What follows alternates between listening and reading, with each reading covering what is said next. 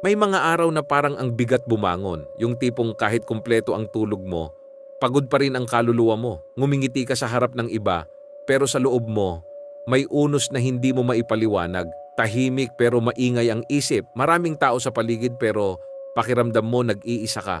Kung ikaw ito ngayon, gusto kong malaman mo, hindi ka mahina, hindi ka kulang, at lalong hindi ka nag-iisa. Ang depression ay parang makapal na ulap na tumatakip sa araw. Hindi ibig sabihin na wala na ang araw, nandyan lang siya, natatakpan pansamantala. Ganun ka rin. Ang liwanag mo ay hindi nawawala, natatakpan lang ng pagod, sakit at mga sugat na hindi nakikita. Minsan tinatanong mo ang sarili mo, bakit ganito ako? Hanggang kailan ito? May saysay pa ba ako? At gusto kong sagutin ka, oo, may saysay ka. Higit pa sa iniisip mo. Hindi nasusukat ang halaga mo sa produktibidad mo. Hindi rin sa dami ng kaibigan mo. Hindi rin sa dami ng ngiti mo sa social media.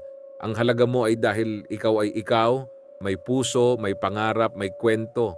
Kung pagod ka, magpahinga ka. Kung umiiyak ka, hayaan mong umiyak. Kung natatakot ka, okay lang iyon. Ang pagpapahinga ay hindi pagsuko. Ang pag-iyak ay hindi kahinaan. Ang paghingi ng tulong ay hindi kabawasan sa pagkatao. May mga tao sa mundo na handang makinig. Maaaring kaibigan, kapamilya o profesional. Hindi mo kailangang dalhin mag-isa ang bigat na yan. May mga kamay na handang umalalay. Minsan kailangan lang nating maglakas loob na abutin sila. At kung hindi mo pa kayang makita ang liwanag ngayon, hiram ka muna ng pag-asa. Hiram ka muna ng paniniwala na magiging maayos din ang lahat kahit hindi agad, kahit paunti-unti. Isipin mo ang mga panahong akala mo hindi mo kakayanin.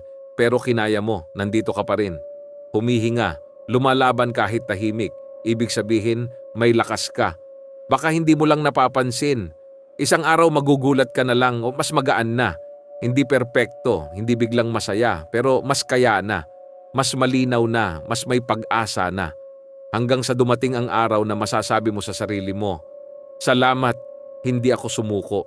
At kung sakaling mabasa mo ito sa isa sa pinakamabigat mong gabi, tandaan mo ito, ang nararamdaman mo ay totoo, pero hindi ito ang kabuuan mo. May lugar ka sa mundong ito. May mga taong masaya dahil nandito ka. At ang kwento mo ay hindi patapos. Unti-unti, isang araw sa isang pagkakataon, huminga ka, buhay ka, at mahalaga ka.